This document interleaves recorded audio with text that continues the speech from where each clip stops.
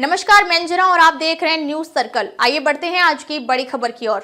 Bharat UNSC अध्यक्षता में करेगा पाकिस्तान की चालों का जवाब। जुलाई माह के आरंभ से ही भारत संयुक्त राष्ट्र सुरक्षा परिषद यूएनएससी की अध्यक्षता संभालने की तैयारियों में जुटा हुआ है। इस दौरान पाकिस्तान संभवतः विक्टिम कार्ड खेलने की रणनीति अपनाएगा और कश्मीर पर ग्लोबल स्तर पर सियासी हमले करेगा। वहीं भारत अपनी बढ़ती आर्थिक सफलता और आतंकवाद के मुद्दों पर मजबूती से अपनी स्थिति पेश करने की तैयारी में है। पाकिस्तान आशा करेगा कि उसकी अध्यक्षता के दौरान यूएनएससी की मंच पर वह कश्मीर और मानवाधिकार को प्रमुखता से उठाएगा।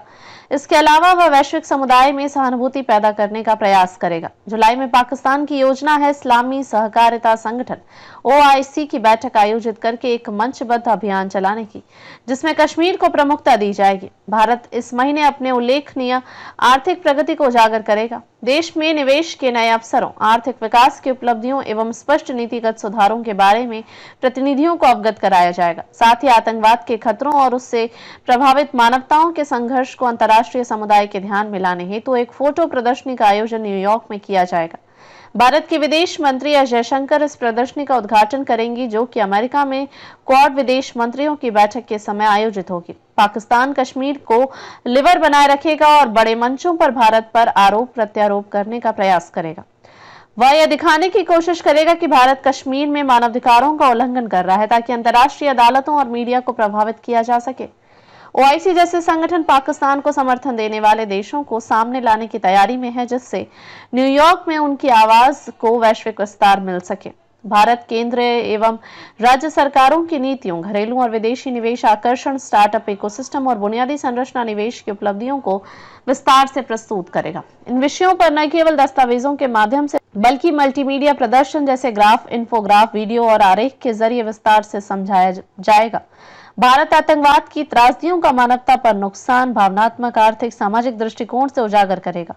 न्यूयॉर्क में आधुनिक तकनीकों के माध्यम से आतंकवाद से प्रभावित व्यक्तियों की जिंदगियों को प्रदर्शित करते हुए यह संदेश जाएगा कि आतंकवाद एक वैश्विक खतरा है। भारत की प्रगति डेटा, ग्राफ तथा सफलता की स्टोरीज के माध्यम से यूएन सतत विकास एजेंडा एसडीजी के तहत दिखाई जाएगी।